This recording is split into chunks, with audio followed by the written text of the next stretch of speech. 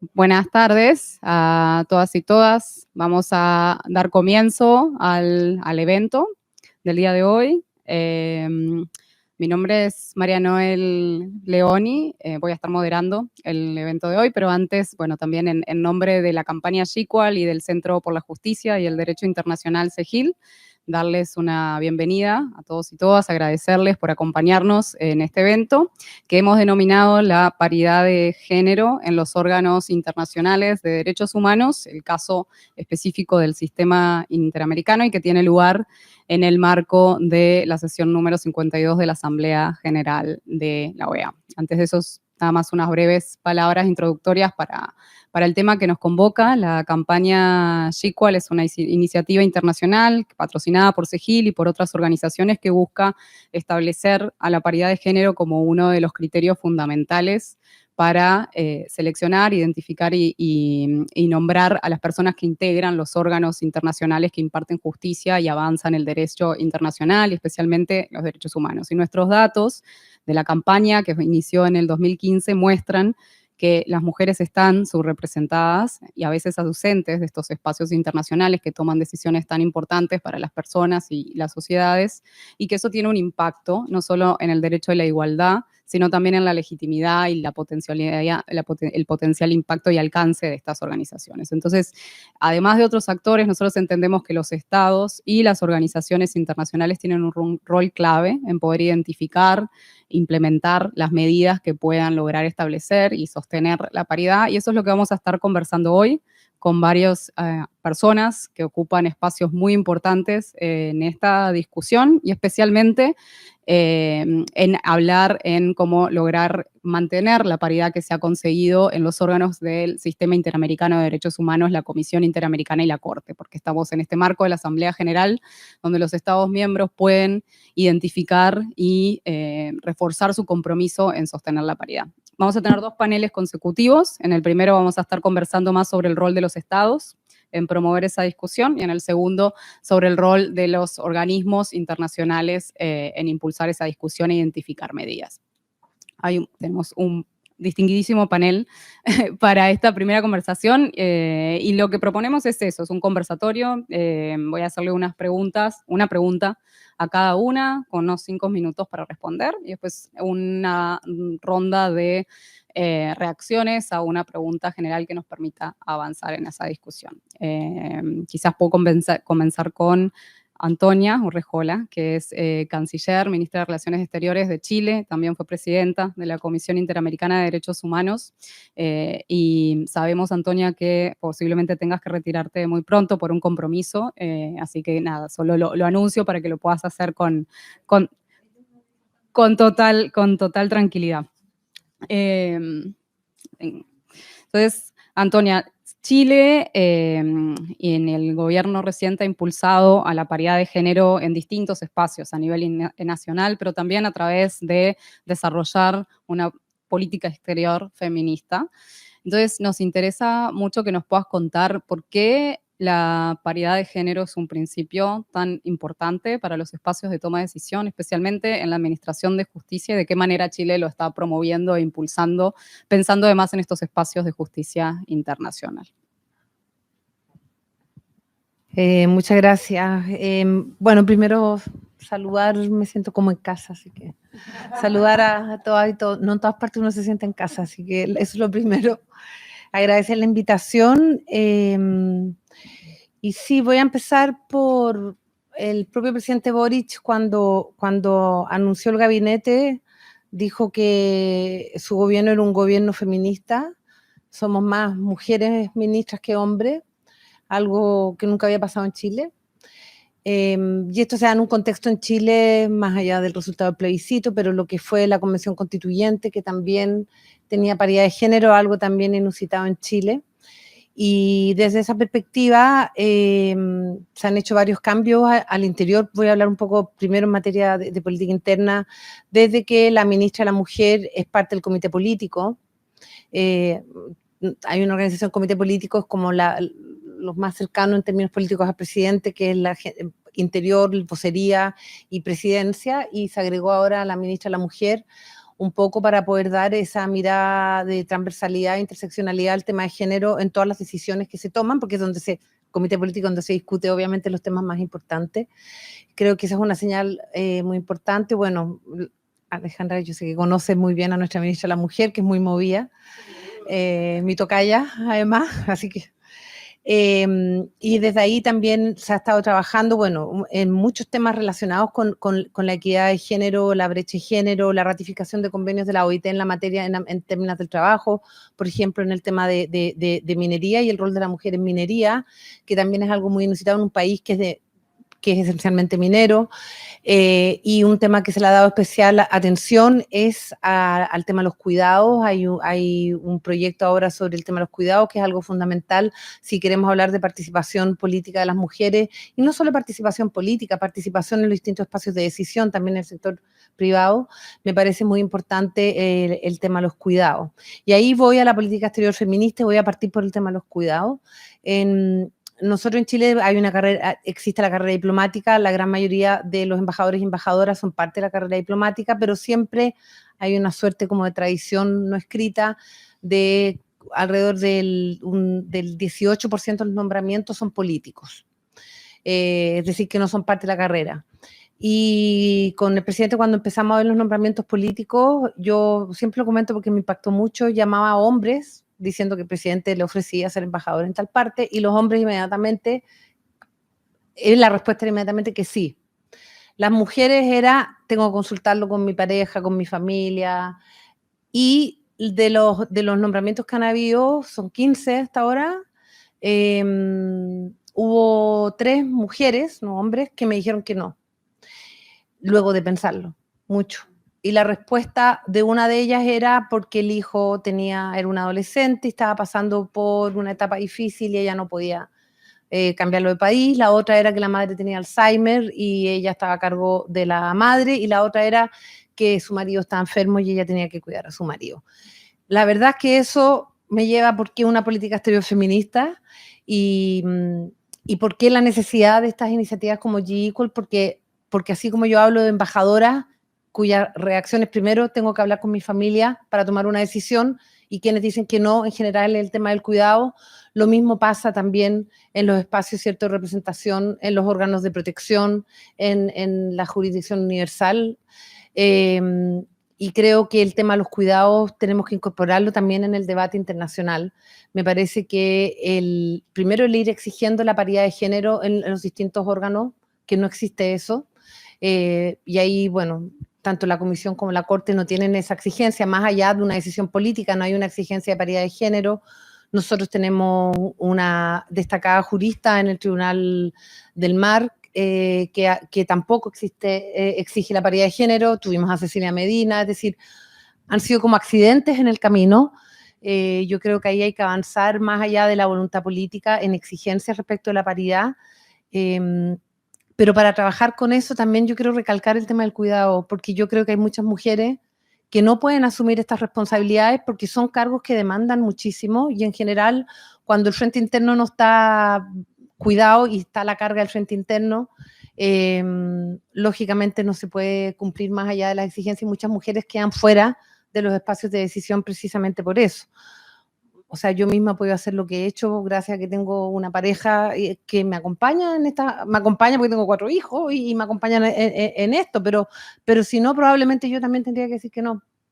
Entonces creo que ese es un tema, cuando discutimos esto a veces está como invisibilizado el tema de los cuidados, es decir, me parece que es un tema que también tenemos que poner en el debate, no solo exigir la paridad en los distintos espacios de decisión, no solo por la importancia de la brecha de género, por la importancia de la legitimidad a la justicia, a los distintos órganos de protección. Obviamente, si no están las mujeres representadas en los distintos órganos de protección, no tiene la legitimidad, más allá de los grandes nombres que pueden haber y la calidad académica, trayectoria profesional, pero la legitimidad también está en la diversidad de esa representación, no solo de mujeres, quiero decir también.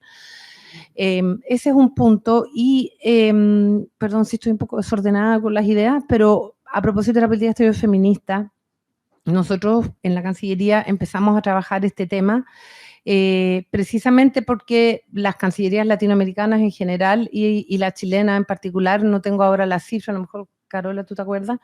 ¿De cuántas mujeres son embajadores y cuántos hombres? De 24 mujeres y de 86 embajadores, eso a nivel, y que ya se ha hecho un esfuerzo en este gobierno en el nombramiento para ir aumentando el tema de la paridad, pero también hay un problema en los puestos de decisión al interior de la Cancillería. Estamos trabajando con la Academia Diplomática, estamos trabajando en que puedan ingresar más mujeres, pero el cálculo nuestro de tener, por ejemplo, paridad al interior de la Cancillería es de 10 años, cumpliendo con la carrera diplomática. Es de 10 años siendo activa. Y a la vez la política exterior feminista también la hemos visto hacia afuera, en el trabajo que podamos tener en relevar los distintos temas relacionados con derechos reproductivos, con las brechas de género, etcétera, en los foros multilaterales, pero también en las relaciones bilaterales. Y cuando hablo de las relaciones bilaterales, no me refiero solamente en MOU sobre cómo trabajan ustedes el tema de la mujer, sino también la mirada respecto a los tratados de libre comercio y la incorporación de la equidad de género en los tratados de libre comercio. Entonces estamos trabajando, también conociendo otras experiencias de otras cancillerías en ese tema. Hay varios países, sobre todo cancillerías europeas, que llevan un adelanto. Estamos generando una red de mujeres cancilleres en ese tema. Y esperamos, tuvimos un evento, de hecho, en Nueva York la semana pasada, parece una eternidad, fue recién la semana pasada, con cancilleres de distintos países, y ahí yo quería relevar en eso, porque creo que es importante también. La mayoría éramos mujeres, pero también habían hombres cancilleres, como el de Holanda, que se autodeclaraba, cosa que me parece muy bien feminista, porque también cuando hablamos de esto, y que él decía que como que se mofaban de él cuando él decía que era un canciller feminista. Y ahí fue bien impactante ver un poco, porque estaba la canciller de Liberia, que tiene una política exterior feminista, había un canciller hombre de Ruanda con una política exterior feminista. ¿Tú estabas? No. Perdón, ya me confundo. No, estaba Marta Delgado de México, ya estoy. Pero ahí, claro, el debate es también, cuando estamos hablando de esto, cómo estas políticas exterior feministas no solo es hacia adentro de los países, no solo conversa con las agendas internas, no solo es hacia afuera en los foros multilaterales, sino que también en esto que están hablando ustedes de la representación.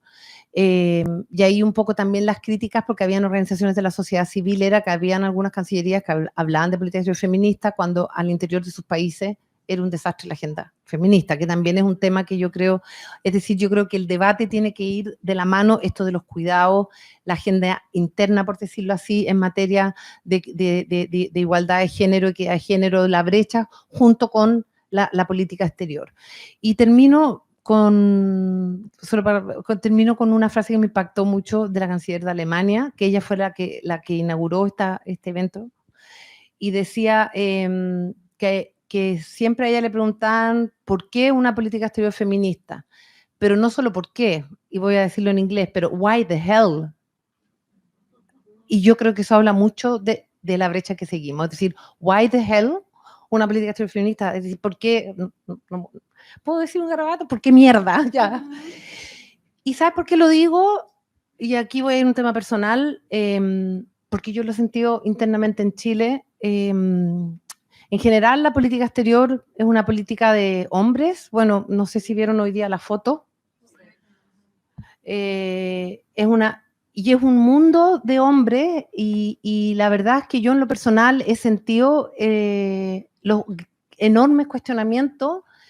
Y claro, más allá de los errores probablemente cometidos, todos cometemos errores, pero el nivel de escrutinio y el nivel de, yo me atrevería a decir hasta de acoso, tiene que ver primero por ser mujer, y como bien una vez le dijeron a la jefa de prensa mía, es que el problema de la canciller es que es muy empoderada y llega rodeada de mujeres a las reuniones. Ahí está la testigo y puede dar testigo de aquello. Es decir, el tema es mucho más violento y más fuerte de lo que uno se imagina.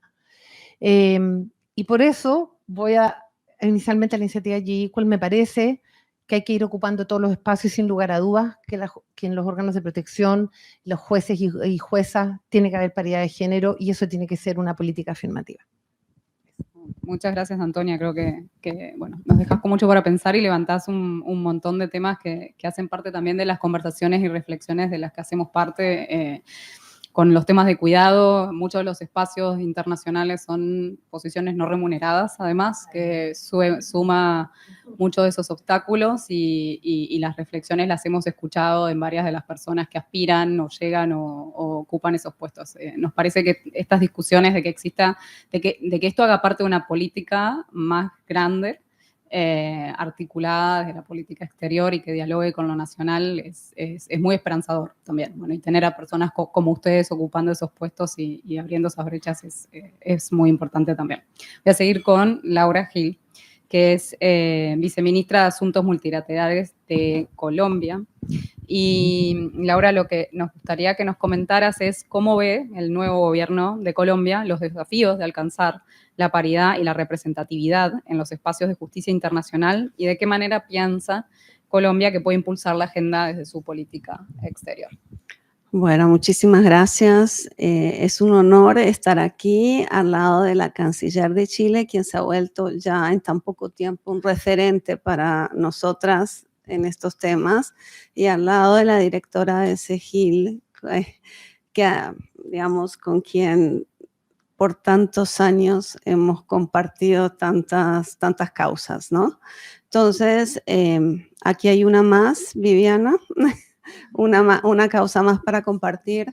Y yo quería arrancar diciéndoles un poco dónde estamos en el gobierno colombiano en esto. Nosotros también tenemos un gobierno paritario. Y la promesa de campaña fue una política exterior feminista. Ahí es donde estamos. Está la voluntad política. Todo el resto está por hacer. Y esa es la responsabilidad de esta Cancillería. Y es una responsabilidad que asumimos con mucha seriedad porque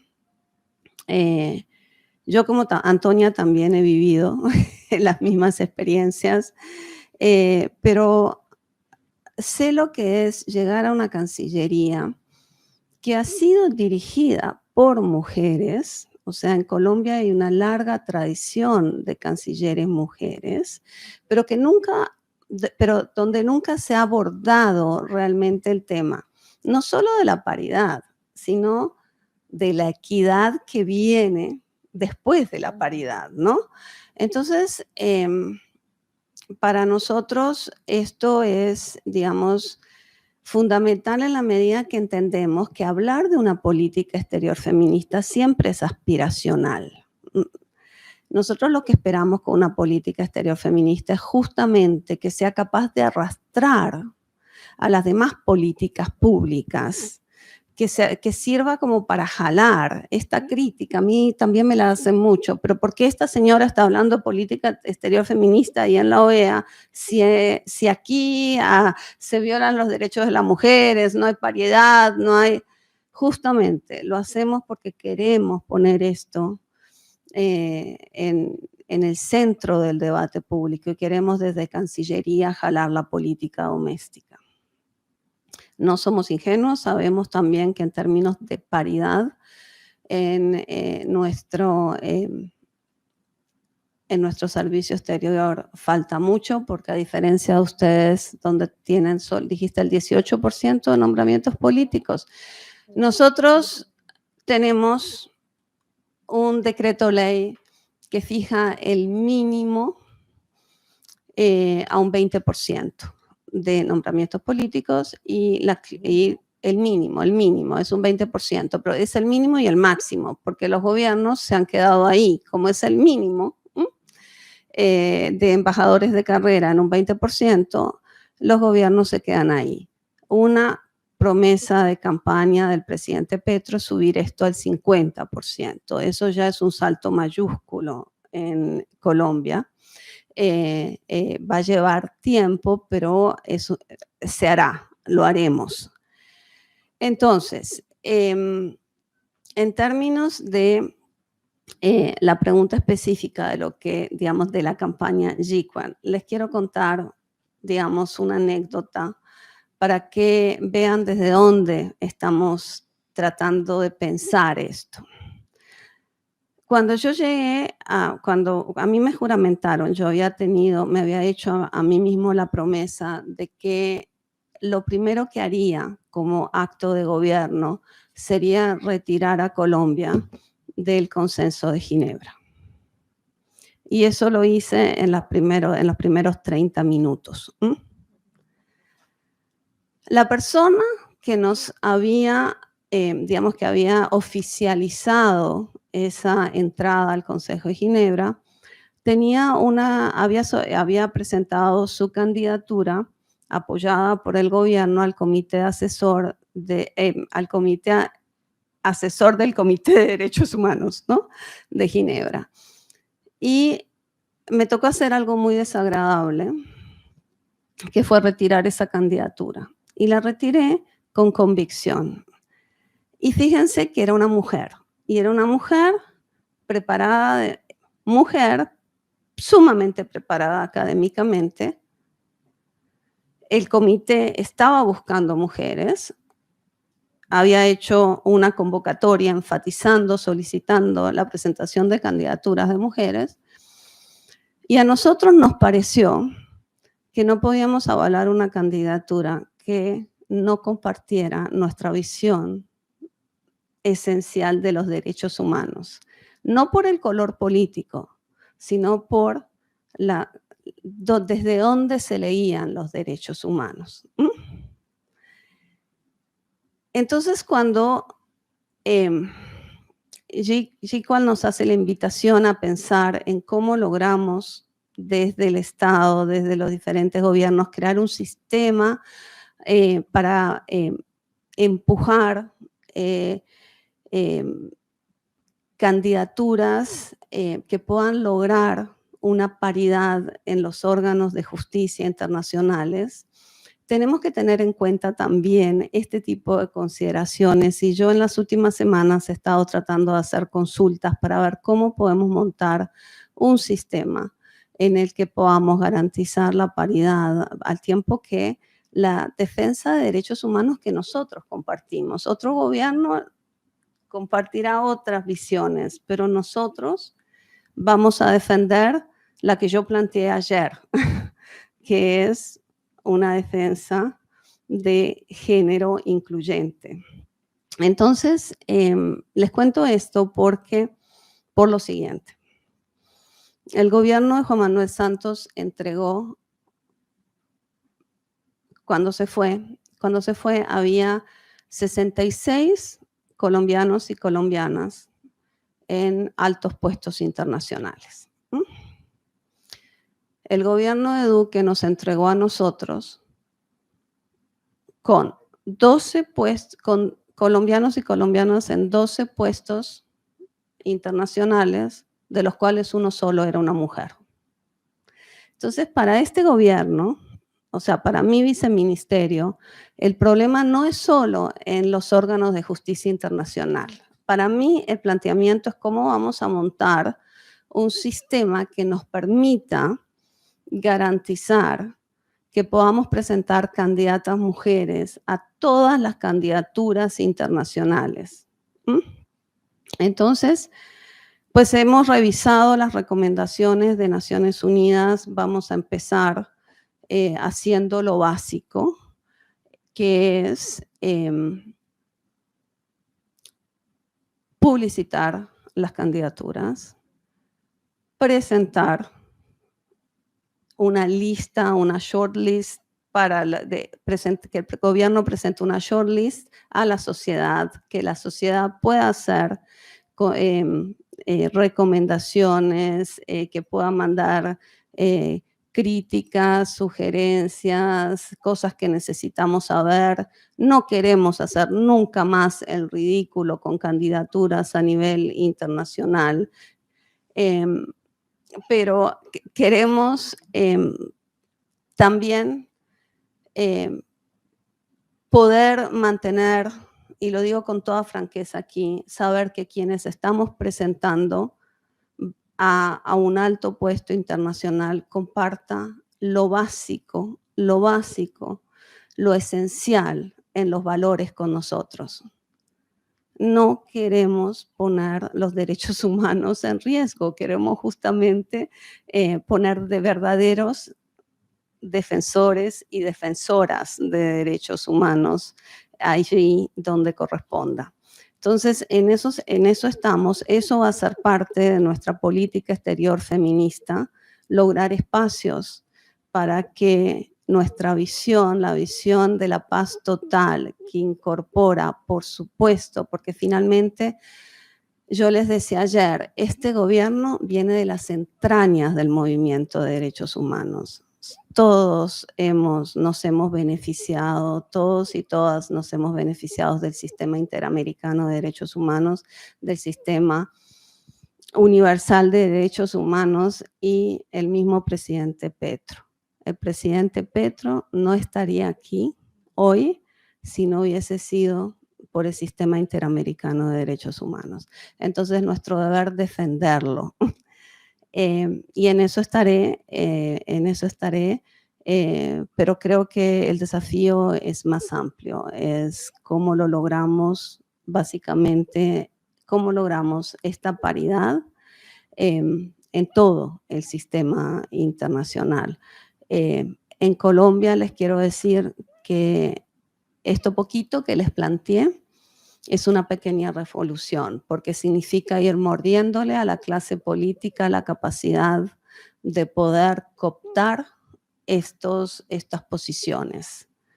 Es un gobierno comprometido y sé que de poquito a poquito lo lograremos. Muchas gracias.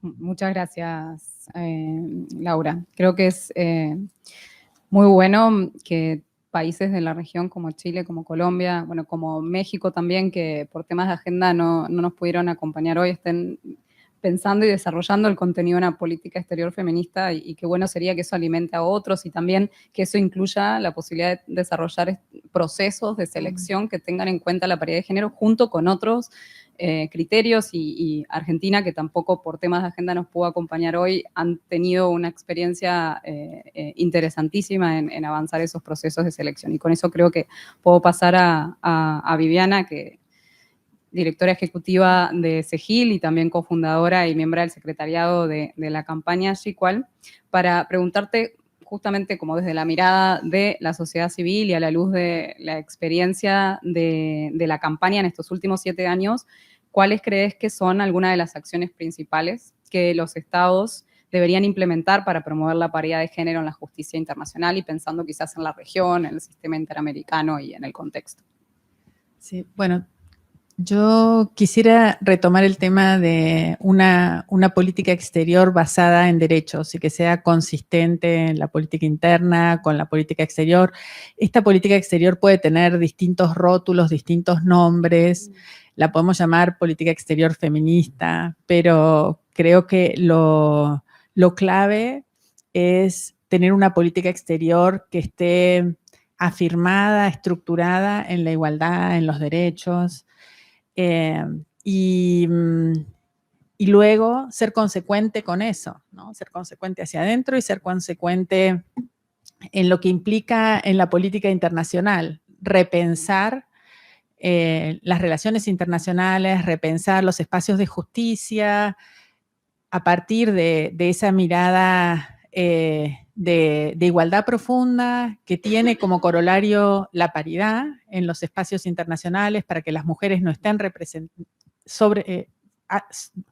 subrepresentadas ni sobrerepresentadas, que estemos en absoluta paridad en esos espacios,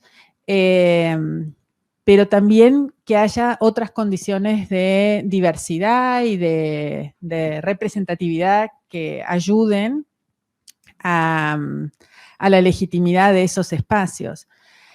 En cuanto a los espacios de justicia, es claro que pueden beneficiarse enormemente desde abajo con procesos por parte de los gobiernos y sociedad civil y los espacios académicos que ayuden a mostrar que hay mujeres y que luego los gobiernos operativicen los mecanismos de selección para que las maravillosas mujeres que hay en todos los países de nuestra región y del mundo puedan acceder en paridad a este tipo de espacios de justicia internacional. Y creemos que es mejor tener procesos abiertos, participativos, que tengan en cuenta condiciones de idoneidad que incluyen el apego a un marco de derechos humanos y otras consideraciones, pero también que tengan en cuenta criterios de paridad de género, porque lo que hemos visto a través de la recolección de números de la campaña Equal en distintos espacios de justicia es que los espacios de justicia y los tribunales a veces avanzan, pero así como avanzan, retroceden, y que para sostener la paridad y para alcanzarla es muy importante no perder el foco, por lo menos mientras vivamos en este mundo tan desigual y tan discriminatorio para las mujeres, ¿no? Entonces, ese es uno de los puntos centrales. En esta Asamblea General hay una resolución que apunta en esa dirección, pero también se puede hacer más para garantizar no solo desde abajo hacia arriba que existan esos mecanismos y que haya algún nivel de discusión sobre quiénes están en los espacios internacionales, sino también que las propias organizaciones internacionales rompan la inercia de, bueno, llegaron los mejores, todo el mundo llega por el mérito. Pues hay muchos mecanismos internacionales para garantizar los temas de representación geográfica. Y sin embargo, no hay un esfuerzo de la misma entidad para garantizar la paridad de género ni la diversidad. Entonces, tenemos que repensar las nuevas convenciones, incluso frente a las convenciones que están a punto de entrar en vigor sobre discriminación en las convenciones interamericanas, repensar cómo se van a componer los órganos de supervisión de esas convenciones. Sería paradójico tener la situación que hemos tenido durante 37 años de historia de la Corte Interamericana en 4 décadas, de ninguna mujer o una mujer sola en la composición del tribunal.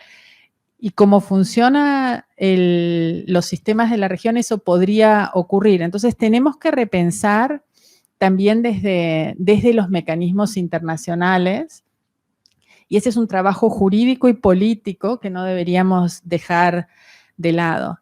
Y luego, creo que vinculado con los temas de cuidado, es importante que las mujeres puedan acceder, pero que estén dadas las condiciones para que accedan y para que se sostengan en los puestos, ¿no? Y esto implica repensar a veces algunas de las dinámicas de si es posible que, no sé, sostener periodos de sesiones de 2 meses afuera de los espacios nacionales o no, y cómo se generan las condiciones para que las mujeres accedan. Y como decía María Noel Leoni, en las conversaciones con muchas de las mujeres que han tenido relatorías, han estado a cargo de relatorías de Naciones Unidas, uno de los grandes obstáculos que han tenido para el ejercicio del mandato es que las relatorías de Naciones Unidas son generalmente, bueno, son ad honorem, y muchos de nuestros amigos varones que acceden a esos puestos tienen el tipo de empleo que le permite un nivel de flexibilidad que muchas de las mujeres que acceden a esos puestos no tienen. Y entonces hay un número grande de mujeres que no aspiran a reelecciones, que renuncian, que lo viven muy amargamente porque no están dadas estructuralmente algunas de esas condiciones. Entonces también desde lo internacional, desde los organismos internacionales, habría que dar otras discusiones para asegurar la participación de las mujeres. Y quizás una de las medidas que pueden tomar los estados y que ustedes son un ejemplo de ello es discutir, es mirar los números, cuestionar los números, explicar los números, analizar los números y debatir y mantener el punto en la agenda, porque creo que así se cambia la historia. Así que muchas gracias. Gracias.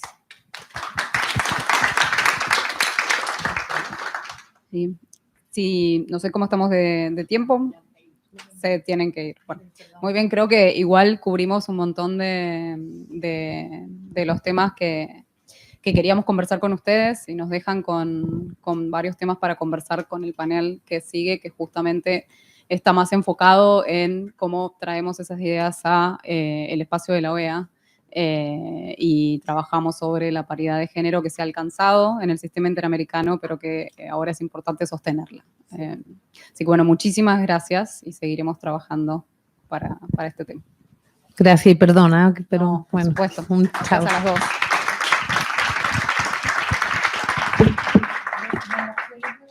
Vamos entonces a seguir con el evento, con el segundo conversatorio, en el que en realidad vamos a seguir la conversación que veníamos teniendo antes, en la que estábamos pensando un poco más sobre desde la perspectiva de los estados y la posibilidad y la importancia de que los estados impulsen estas medidas.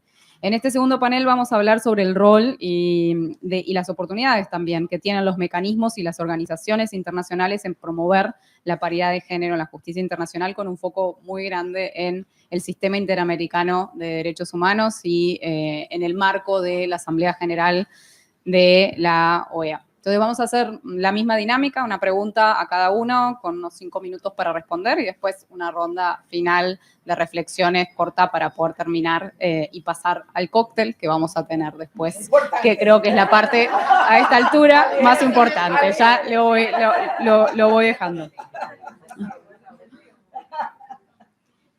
Voy a empezar entonces con el primer panelista y vamos a poner al varón del panel como para iniciar, que es Ricardo. Telonero. Exactamente. Se anunció como telonero. No, vamos a empezar con usted, Ricardo Pérez Manrique, que es presidente de la Corte Interamericana de Derechos Humanos.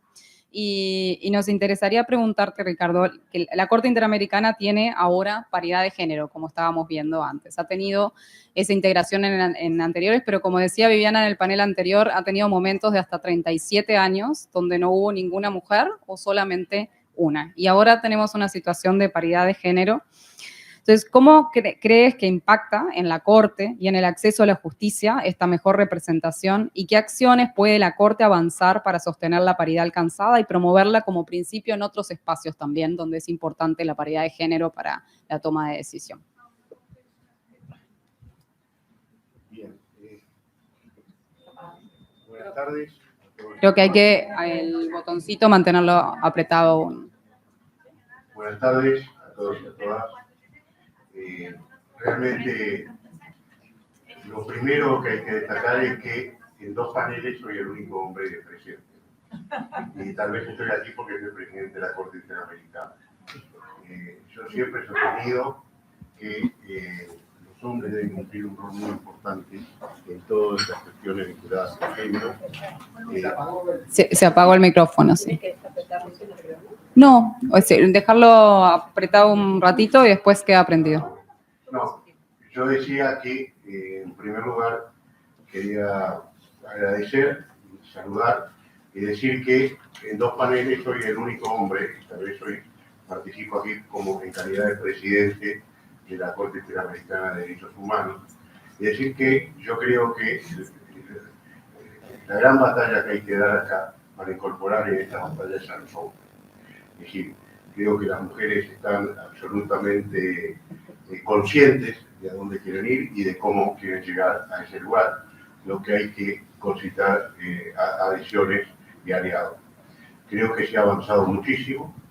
Y respecto a la situación del sistema interamericano, en el caso de la Corte, claramente la Corte llevó adelante a través de su anterior presidenta, la doctora Elizabeth Odio, en todas sus presentaciones ante la OEA, la Corte insistió a través de su persona en la necesidad de ir hacia una paridad de género en la integración del orden. Como resultado de ello, hubo en la última elección de jueces y juezas, todos sabemos el resultado, se eligieron 3 mujeres y un hombre, y además hubieron otras mujeres que fueron candidatas también y que quedaron por el camino. ¿Qué es lo que quiere decir esto? Que se puede llegar a perfectamente a concluir, y no he cerrado, que entre las múltiples campañas que se desarrollaron, es decir, los estados tomaron conciencia de la necesidad de promover candidatas mujeres. Y esto me parece que es un dato no menor y que hay que tenerlo en cuenta en cuanto a que cuando una campaña está bien enfocada y concita las aliadas y los aliados necesarios, los resultados se consiguen. A mí me interesa algo que de alguna forma surgió del anterior panel y que es motivo de, por lo menos en mi caso, me suscita alguna inquietud. Es decir, ¿cuál es el objetivo que perseguimos cuando decimos que hay que llegar a la paridad de género?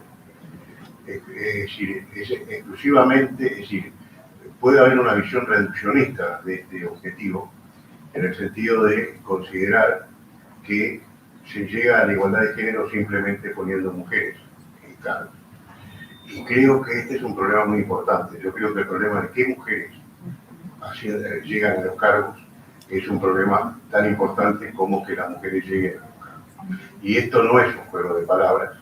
Es decir, creo que en el caso, yo estoy hablando en nombre de la Corte, si no el nombre, en función de lo que yo conozco, creo que estamos ingresando en un proceso con una acentuada paridad, es decir, vuelvo a ver, con 3 y 7, es decir, además hay un dato que no es menor, que en la próxima elección, todos los que nos vamos, todos los que cumplimos mandato, somos hombres, 3 hombres, es decir, tanto el actual vicepresidente como el doctor Ferreri y yo cumplimos mandato, y los dos no tienen opción de reelección, yo sí, pero digo, ahí hay un escenario que es bien interesante para lo que pueda pasar. También me interesa especialmente algo que se dijo en el otro panel, porque de alguna forma se expresaron una serie de cosas que son objeto de mi preocupación permanente. Y yo lo estoy viendo hoy en carne propia, en el sentido de ver cuántas dificultades tiene una mujer cuando está a cargo de su hogar, cuando está a cargo de sus hijos y además ejerce un cargo de estas características. Todo lo que supone, no solo de renuncia, sino lo que hay que buscarlo en el sentido, y en ese sentido la canciller de Chile lo dijo con una enorme claridad. De qué manera hay que arropar, de qué manera hay que proteger, de qué manera hay que permitir que una persona que llegue a un alto cargo pueda realmente trabajar en ese cargo siendo ayudada en todo lo que son, o se pueda colaborar con ella en todo lo que es su tarea de mujer, que nunca deja de ser tal, a veces como jefa de hogar y con otro tipo de responsabilidad. Este es un tema que se vuelve crucial porque es una forma de realmente asegurar la igualdad y la no discriminación. Yo creo que el tiempo va a decir cuáles son las consecuencias que ha tenido este cambio de integración de la Corte. Es decir, va a haber que determinar cuál es la evolución de la jurisprudencia, de qué manera se manifiestan. Son todas grandes juristas y grandes personas con las cuales tenemos una relación excelente, y creo que el público, quienes reciben nuestras sentencias y nuestras decisiones, cumplen, son quienes en definitiva tienen que juzgar cuál es el efecto, si el efecto excede, como yo tengo casi la certeza que va a suceder, excede el hecho de que haya, además, que haya 3 mujeres en la Corte, sino que estas 3 mujeres, a través de su actuación y con su enfoque, logran asentar una línea que ya la Corte tiene muy firme en este sentido. Seguimos trabajando el tema. Hoy o mañana se va a publicar una opinión consultiva que fue dictada por la Corte con anterior integración, en la cual es una opinión constructiva promovida por la Comisión Interamericana sobre distintos grupos vulnerables en situación de privación de libertad.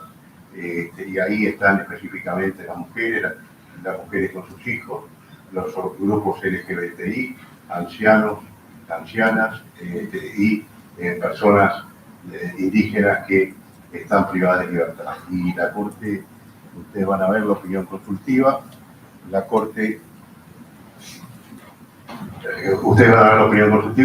tiene un enfoque de género en cada uno de esos, en el análisis de la situación de cada uno de esos grupos vulnerables. Esto es una línea permanente, absolutamente se va a seguir profundizando. Creo que ahí la sociedad civil y el litigio estratégico frente a la Corte cobran un rol muy importante en cuanto a este proceso de ir fijando y, digamos, Se apagó de vuelta, me parece. Porque nosotros cambiamos. Sí, voy a ver si este es más permanente. Así. Estoy siendo saboteado. Este está prendido. Me sabotearon. No, entonces, yo decía que el rol fundamental que cumple la sociedad civil en cuanto a la promoción del litigio estratégico, en cuanto al afianzamiento de estándares y en cuanto a abrir el camino a nuevos estándares. Yo creo que hace poco estuvo Viana con nosotros en Heidelberg en un seminario sobre el sistema interamericano, y ahí se planteaba el rol muy importante que cumple la sociedad civil en el proceso de selección de integrantes, en el caso de la Corte, a través de paneles en los cuales se escuchan, a través de calificaciones por expertos, etcétera, etcétera. Si bien este sistema hay que reconocer que tiene sus objeciones, yo creo que es una forma legítima de hacer que quienes son candidatos a juezas y a jueces, que deberían partir de una proposición de parte de los estados en un proceso que realmente sea inclusivo, en un proceso que realmente atienda las capacidades de las personas y su conocimiento y compromiso con los derechos humanos. Creo que a los efectos de la votación posterior que el resto de los estados van a hacer, este informe de la sociedad civil tiene que ir cobrando, a medida que pasa el tiempo, más importancia. Yo creo que lo ideal sería pensar en fórmulas como la de la Corte Penal Internacional, que tiene un procedimiento de precalificación de candidatos. Después, los diplomáticos empiezan a intercambiar cargos y eligen a quien quieren. Es decir, yo tengo un ejemplo muy cercano de una persona que con las máximas calificaciones no consiguió los votos. Pero lo que quiero decir es esto, que es bueno pensar en institucionalizar sistemas de evaluación previa que ayuden a generar un proceso virtuoso que, entre otras cosas, permita asegurar la paridad de género, entre otras cosas. Creo que me he excedido para ser telonero, pero ahora empiezo a sacar apuntes. Muchas gracias. Muchas gracias. Muchas gracias.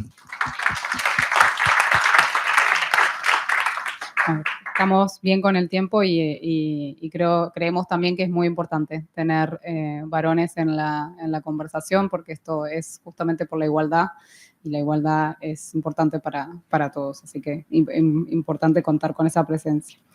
Voy a seguir con Julissa, que es presidenta de la Comisión Interamericana de Derechos Humanos y también relatora sobre los derechos de las mujeres. La Comisión Interamericana también tiene paridad junto con la Corte en este momento, pero además tiene un rol fundamental y ha contribuido enormemente al desarrollo del derecho a la igualdad y del acceso a la justicia en el marco de la Declaración y de la Convención Americana. Y justamente hablando del derecho a la igualdad y cómo esta discusión hace parte de eso, quería preguntarte cómo afecta la subrepresentación de mujeres en los espacios de justicia y representación, incluyendo los internacionales, a estos derechos, y cuáles son las formas en que la Comisión Interamericana puede contribuir a generar mejores garantías para la igualdad en esos espacios.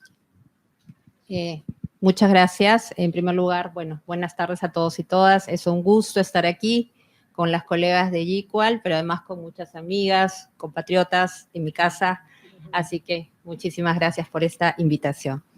Yo voy a, sin duda, responder a la pregunta que María me plantea, pero quería un poco comentar y reaccionar a lo que decía mi querido amigo, el juez Ricardo Pérez, en este tema de la paridad que estamos discutiendo, ¿no? Cuando Ricardo decías que lleguen mujeres, pero ¿qué mujeres llegan? Entonces, eso nos habla de un debate también adicional, ¿no? El tema de la paridad y la representación.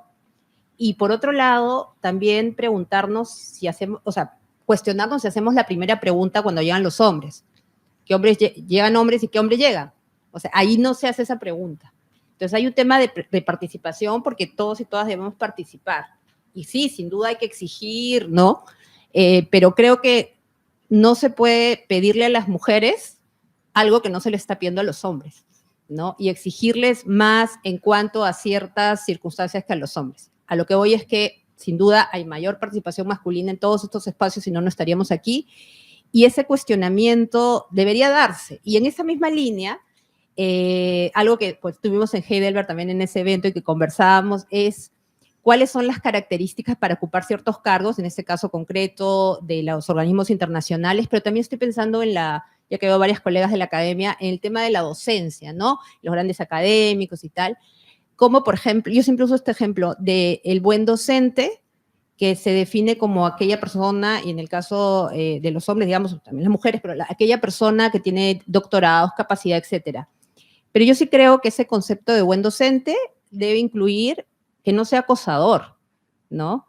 Y sin embargo, cuando calificamos quién es buen docente, es que es así, es asá, es un poquito así con las chicas, pero es una superestrella. Entonces, creo que esa es la transformación también de conceptos. Y lo mismo yo diría, comisionados, jueces, defensores de derechos humanos y todos y todas, porque en todos lados tiene que ser. Eso es lo primero. Y lo otro, sí, yo también estoy de acuerdo en la incorporación de los hombres al tema. Creo que es muy importante. Pero ya que que Antonia hablaba del tema del trabajo de cuidado, yo creo que los hombres deben incorporarse al diálogo, al debate, pero también al cuidado, ¿no?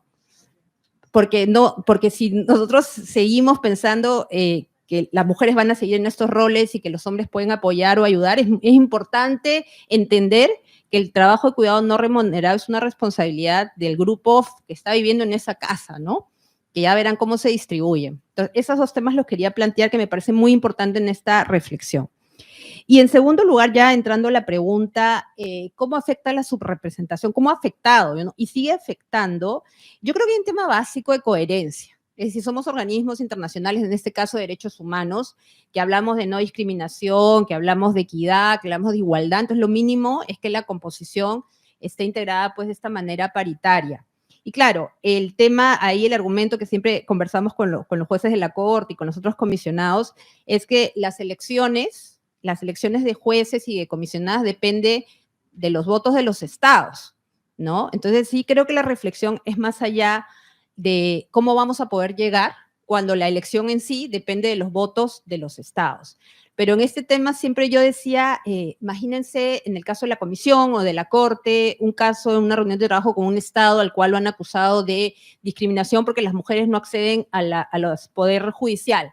Entonces, ¿cómo vas y le reclamas cuando son todos los hombres los comisionados o todos los hombres los jueces, ¿no? Entonces sí creo que hay un tema importante que debe ya pensarse a los procesos de elección de quienes forman parte de los organismos internacionales.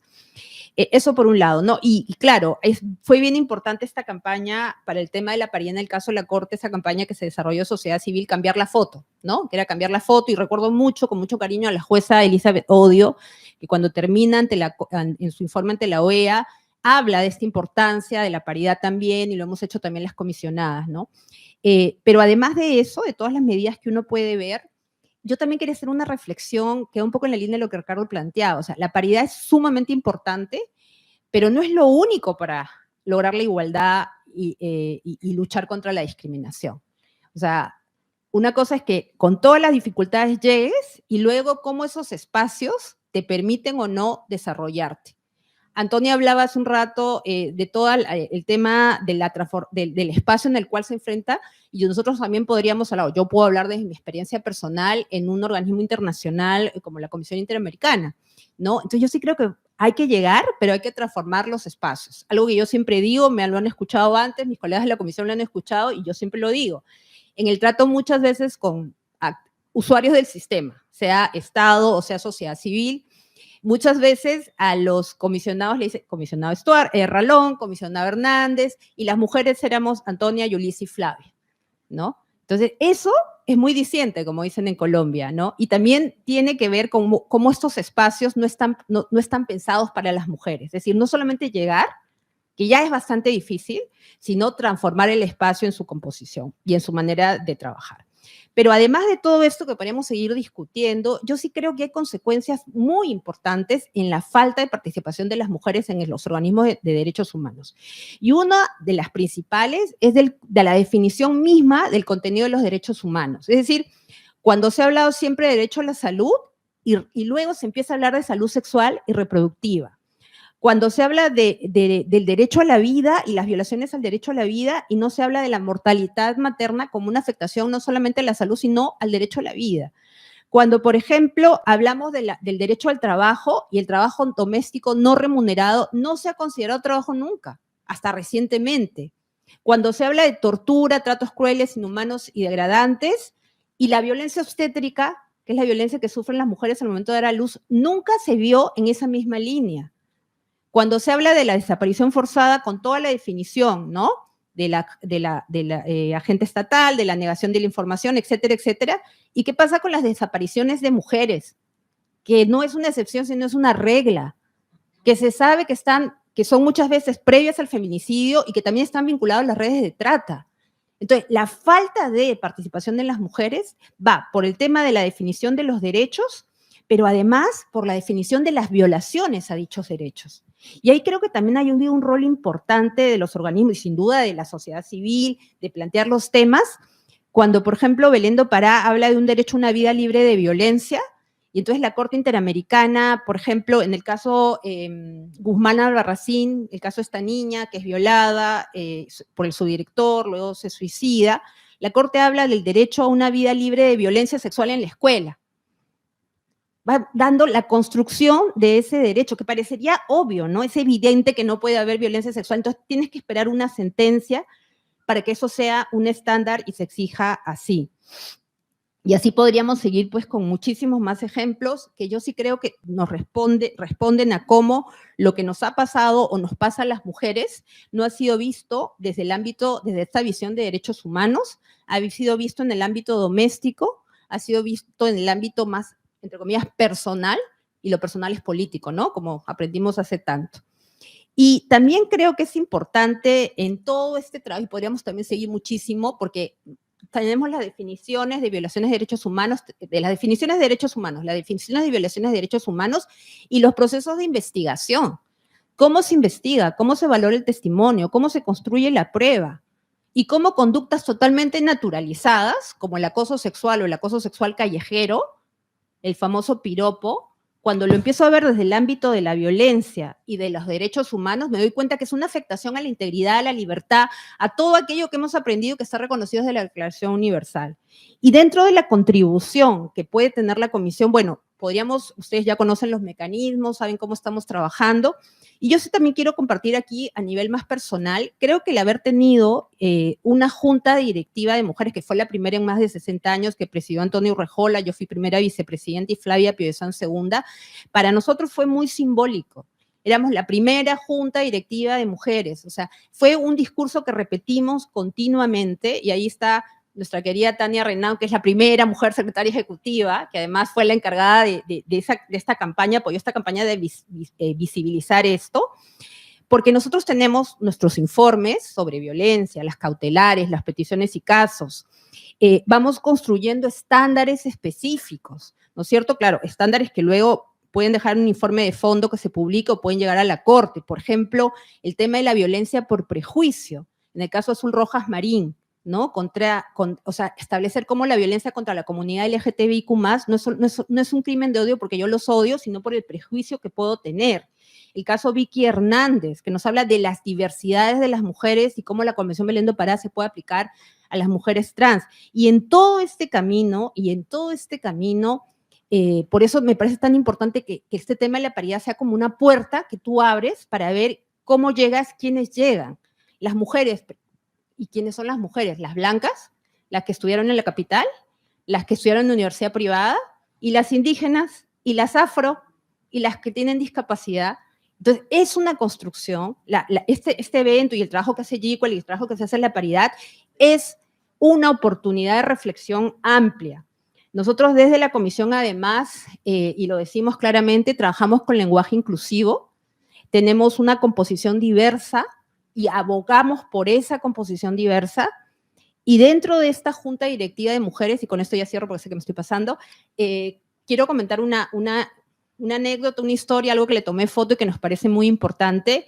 Cuando nosotros fuimos, pues ya junta directiva de mujeres elegidas, nos tomamos una foto en el edificio de la OEA, que ahí, y estaba la secretaria ejecutiva. Entonces la junta directiva y la secretaria ejecutiva, y la colgamos, recibimos muchos retweets, pero lo que yo nunca me voy a olvidar es una chica muy jovencita, por una foto que decía, etiquetaba a sus amigas y decía, no sé, María, Mónica, así nos quiero ver en unos años. Y las chicas contestaban, ahí estaremos. Eso realmente es lo más simbólico de todo esto. Gracias.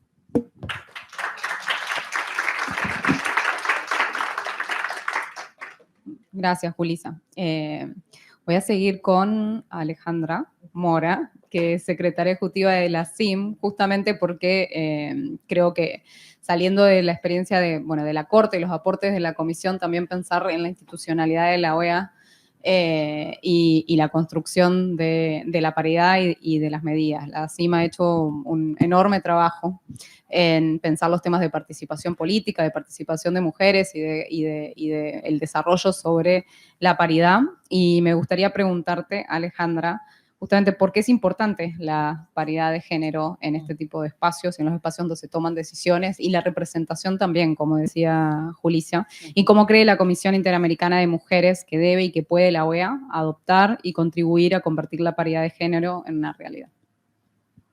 Bueno, un saludo a todas y a los compañeros de este panel.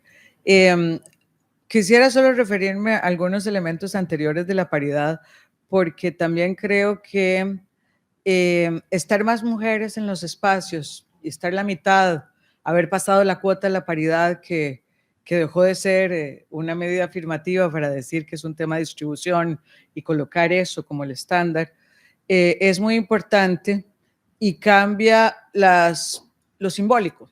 Es decir, esa niña que vio esa foto y dijo que quería. Recuerdo a Laura Chinchilla cuando fue presidenta de Costa Rica y una chica le dijo, ahora yo sé que yo puedo ser presidenta. O sea, esas cosas de lo simbólico es muy importante. Y sin ser mujerista, en términos de que todo lo hacemos bien, aunque el 90% sí. Lo cierto es que nosotras traemos habilidades diferenciadas, es decir, miles de años de socialización en el mundo de lo privado nos dan unas habilidades distintas, cuidar, negociar, es decir, dígame quién negocia todos los días en la casa cada vez que hay un conflicto. Y bueno, lo que tenemos que hacer es mejorar la estrategia de trasladar esas habilidades diferenciadas del mundo de lo privado que hacemos cotidianamente al mundo de lo público, pero los tips están inscritos en el ADN. Pero lo que aquí quería decir es que mucho más allá de lo simbólico de estar las mujeres, es también el aporte que estamos dando por esta mirada, por esta forma de entender las cosas. Y a mí me parece que este es un tema importantísimo. Pero no podemos quedarnos solo con el número.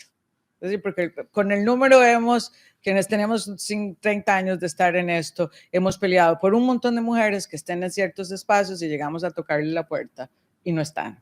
Y eso está ahí, digamos, y por eso hay que plantearlo, y por eso la paridad que nosotras hemos venido definiendo, y que por cierto lo hemos puesto en algunos documentos que tiene la Corte Interamericana, en la consulta recién que se hizo sobre sindicatos, en otros espacios, es buscando un estándar en paridad, porque no está, es decir, está el concepto, porque significa. Y entonces es darle un contenido a esta paridad de un tema numérico, pero un tema de condiciones para el ejercicio, porque entre más poder tienen las mujeres, más víctimas de violencia son. Y esto es un tema importantísimo y se trata de condiciones para el ejercicio. De hecho, la Comisión Interamericana de Mujeres tiene una ley modelo sobre los temas de violencia política, digamos que es parte de las contribuciones que hacemos en crear leyes modelo. El tema de cuidados, bien lo hemos dicho. Mira, a mí me parecía estar oyendo cuando Rajola decía el caso mío particular, o sea, yo en mi vida había trabajado afuera.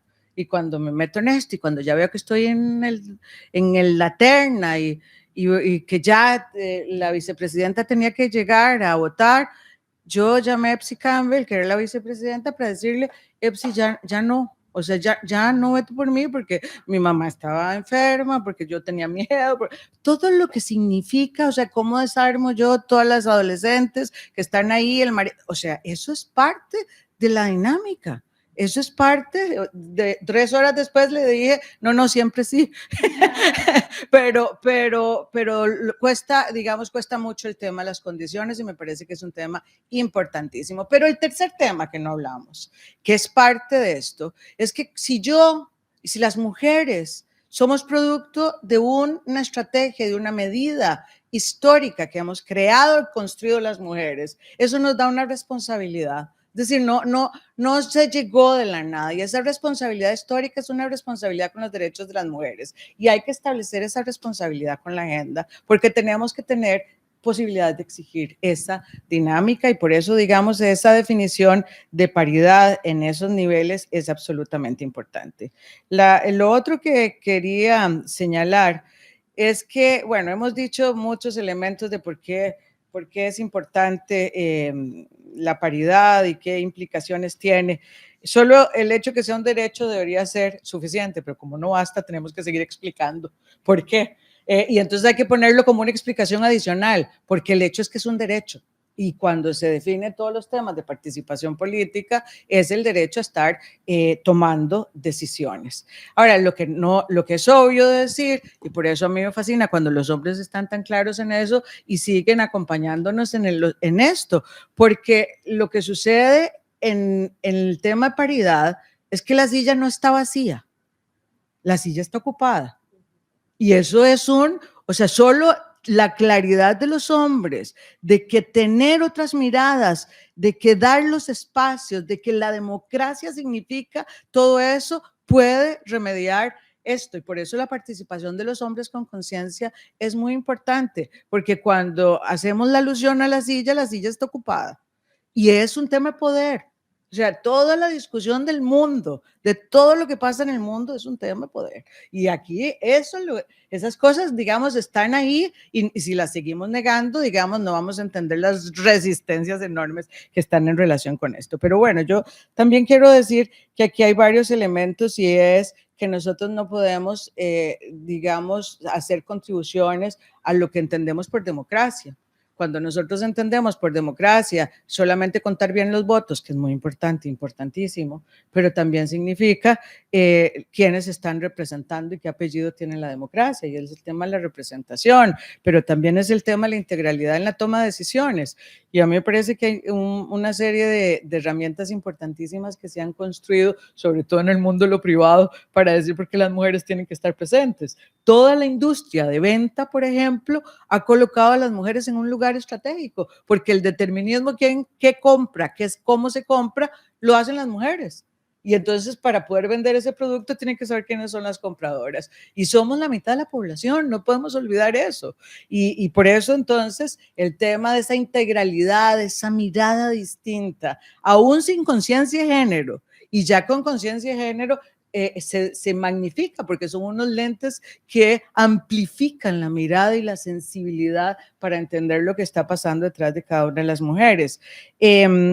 Y el tema de la legitimidad también me lleva a una noticia que me alegro compartir con ustedes, y es que el señor secretario general de la OEA firmó antier, que le llamé casi en el último momento a Viviana para decir, mira, otro problema tenemos con esto, porque antes de firmarlo a alguien del departamento legal, el informe de paridad, se le ocurrió decir que la OEA tenía en su carta magna 3 determinantes para definir y las contrataciones, que eran distribución geográfica, por la situación de tantos países de la región, el tema, unos componentes éticos ahí, y el tema de las competencias, y que en ningún lado decía género.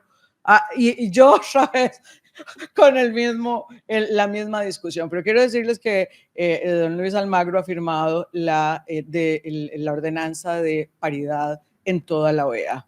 Y esto es muy, muy importante. Primero, porque nosotros no podemos seguir hablando de paridad para afuera cuando adentro la casa está desordenada. Y esto tiene que movernos internamente.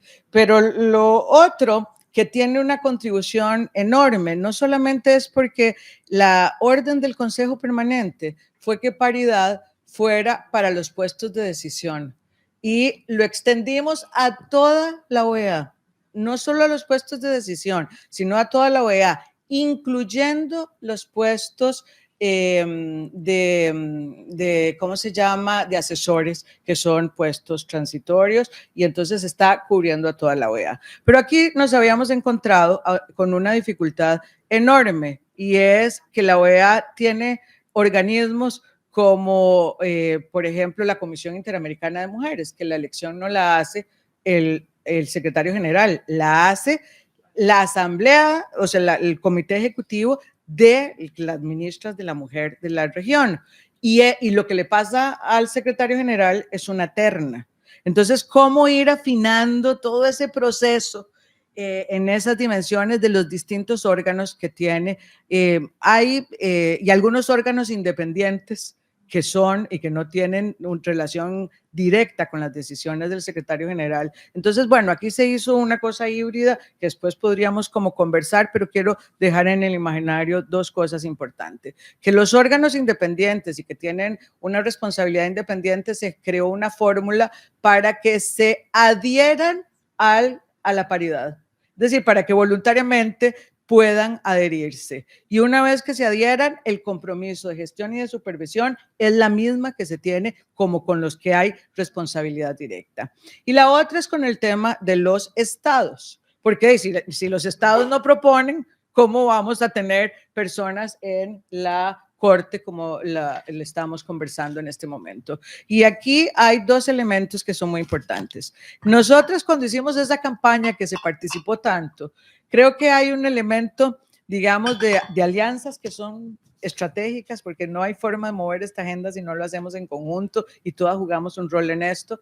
Y ahora decía el presidente de la Corte que también el tema de cómo los estados respondieron ese es un elemento importante, y a mí me parece que también, y eso lo hemos visto en las últimas investigaciones que estamos generando sobre paridad, que a los estados les va, o sea, hay una suerte de respuesta cuando hay vergüenza por la cantidad de demandas y de presiones que tienen. Y esa suerte de vergüenza, podríamos ponerle otro nombre más bonito, pero hay que gestionarlo. Hay que gestionarlo cuando estemos en eso, y vamos a cumplir un rol ahora que vienen los nuevos nombramientos para exigir esto. No, ya te veo haciendo para las horas no se me fue el tiempo, así. No, lo que quiero plantear es que tenemos una nueva herramienta que vamos a tener que trabajar en conjunto, que necesitamos generar de mejor manera los estándares para paridad, para tener, digamos, un estándar jurídico de exigibilidad,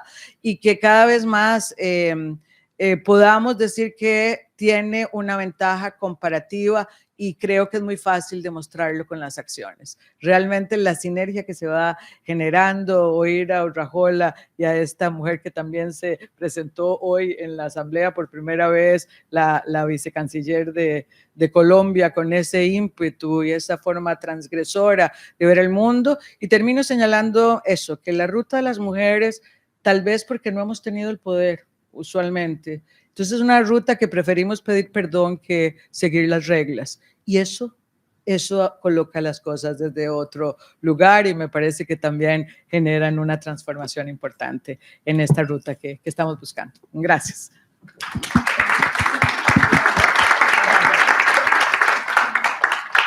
No, gracias, Alejandra, y creo que es bueno, maravilloso contar con esta nueva directriz de paridad al interior de la OEA, y bueno, felicitaciones a la CIM, que sabemos que lo ha venido impulsando mucho, y la importancia de darle como de desarrollar los estándares sobre paridad y el derecho a la igualdad, y un poco conectando con lo que decía antes el juez Pere Manrique y también la presidenta Julissa, y el rol que tiene la Corte y la Comisión de contribuir a desarrollar esos estándares. Entonces voy con la última panelista, que es Elizabeth Salmón, que es profesora en la Universidad Católica, pero también es ahora relatora de Naciones Unidas sobre la situación de los derechos humanos en la República Popular Democrática de Corea, y también es ex integrante del Comité Asesor del Consejo de Derechos Humanos de Naciones Unidas. Elizabeth fue también relatora como integrante del comité asesor del primer informe de Naciones Unidas que aborda el tema de la subrepresentación de mujeres en órganos internacionales de derechos humanos, que incluye muchas recomendaciones. Entonces, nos interesa, Elizabeth, que nos cuentes un poco del contenido del informe y las recomendaciones, y también qué puede el sistema interamericano y la OEA aprender de esa experiencia y las recomendaciones del informe, que, en tu opinión. Bueno, buenas noches, muchas gracias. Lamento tanto haberme perdido el panel anterior y tengo miedo de decir cosas que ya hayan sido dichas, pero voy a tratar entonces de enfocarme en la experiencia que se tuvo en el seno de Naciones Unidas con relación a darse cuenta de que al interior de Naciones Unidas, en los órganos de tratados que existen, los 10, más en los procedimientos especiales en general, resulta que nuevamente dentro de la casa había una serie de dificultades, y también allí había algo que a mí me sirvió mucho para entender el tema. Y en mi punto de partida, cuando se discutía esto en el comité asesor, fue no por qué las mujeres deben estar, sino qué justifica la sobrerepresentación masculina. O sea, ese fue un poco la idea, el punto que sirvió, creo, para ir sacando adelante esta posibilidad de cambiar de alguna manera la estructura. El informe se terminó en junio de 2021, luego pasó al Consejo de Derechos Humanos, y creo que ha tenido algún impacto. No sé si ustedes saben que en la reciente elección, ahora de medio año, por ejemplo, el informe, con la estrechísima colaboración de GEQUAL, por supuesto, puso de relevancia que había un número de mandatos que nunca habían sido ocupados por mujeres. Y uno de ellos era el mandato contra la tortura, contra la discriminación racial, la dignidad intrínseca, el tratos crueles, inhumanos y degradantes y la tortura. Y en esta última elección, en el marco del Consejo de Derechos Humanos, a pesar de que el grupo consultivo había elegido a un magnífico, por supuesto, experto y demás, quedando en primer lugar, es decir, que él iba a ser normalmente el nominado. Sin embargo, el presidente del Consejo de Derechos Humanos, Federico Villegas, decidió, utilizando precisamente los estándares de género, nominar a la número 2, que era una mujer excepcional, y que, o así no haya sido excepcional, el asunto era que ella quedó en segundo lugar, y ella es la relatora especial sobre el tema de tortura en este momento. Entonces, es algo que sí se puede hacer, que no es tan increíblemente extraordinario o imposible. En este informe que se elaboró en el seno del grupo consultivo con el apoyo de GICO, tanto para que México se animara a solicitar el informe como en la elaboración y la difusión del mismo, yo diría que hay quizá 3 conclusiones concretas que pueden ser entendidas, más que entrar en los detalles.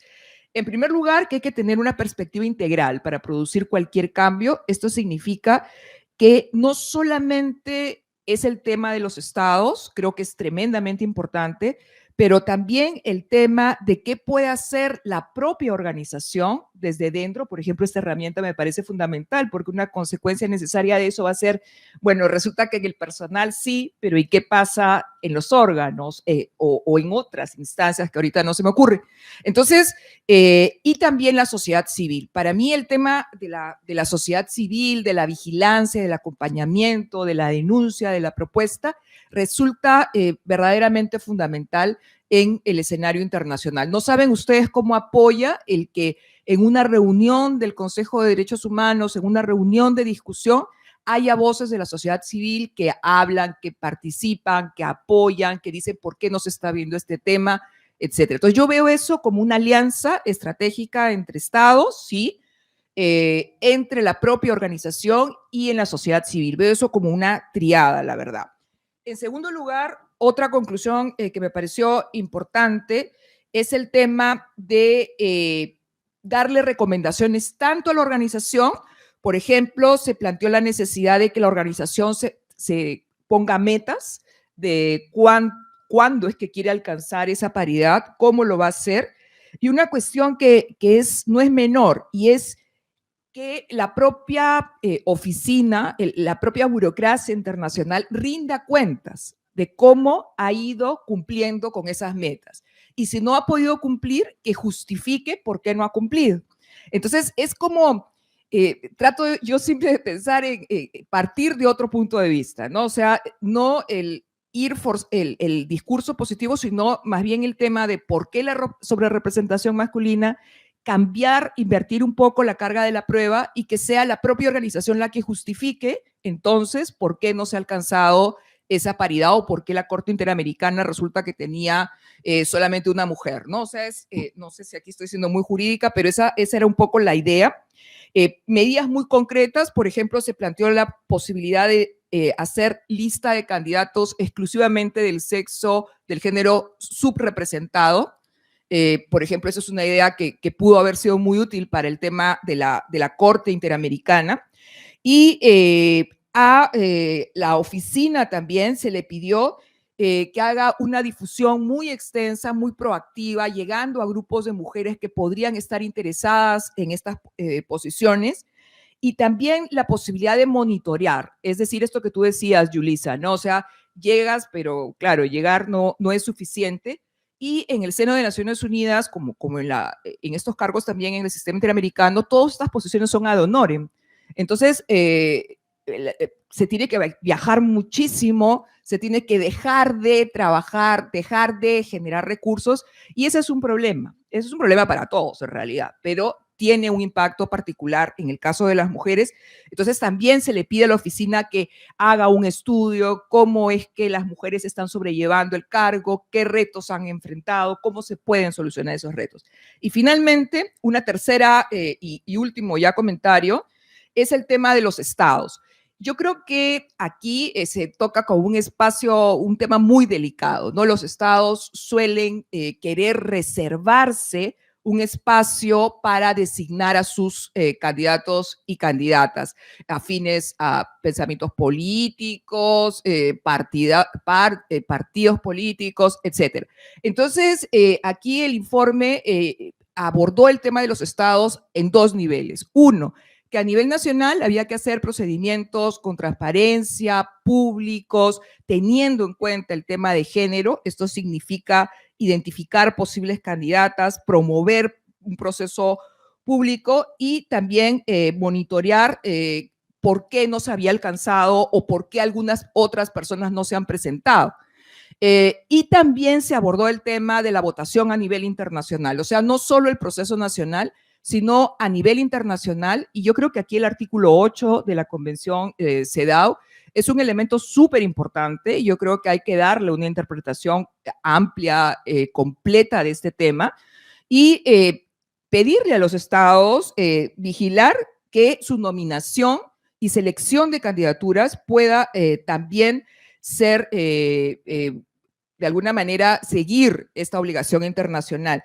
Y un último tema que se planteó también, ustedes saben que en el sistema de Naciones Unidas existe el examen periódico universal, saben también que existe un grupo de trabajo sobre la discriminación de las mujeres y de las niñas y el propio comité CEDAW. Entonces lo que se planteó en este informe era que los estados, cuando presenten su examen periódico universal, cuando presenten su informe ante el comité CEDAW o cuando vayan al grupo de trabajo contra la discriminación de mujeres y niñas, también informen de qué esfuerzos han hecho al interior de sus propios procedimientos para tratar de alcanzar esta paridad de género. Entonces, lo que yo quería contribuir muy humildemente aquí es que creo que hay que tratar de tener un pensamiento creativo, partir de otras premisas y de esa manera invertir un poco la torta y encontrar argumentos válidos. Me estaba preguntando cuando comentó el tema de la opinión consultiva que va a salir, etcétera. Venía pensando si es que de pronto se debería promover una opinión consultiva preguntándole y cruzando los dedos a la Corte, ¿qué significa igualdad en términos de representación en diferentes órganos? De repente esto ya lo han dicho, no lo sé, yo de verdad que no lo escuchaba porque estaba en otro, pero creo que tenemos que tratar de pensar un poquito fuera del guión para poder encontrar soluciones.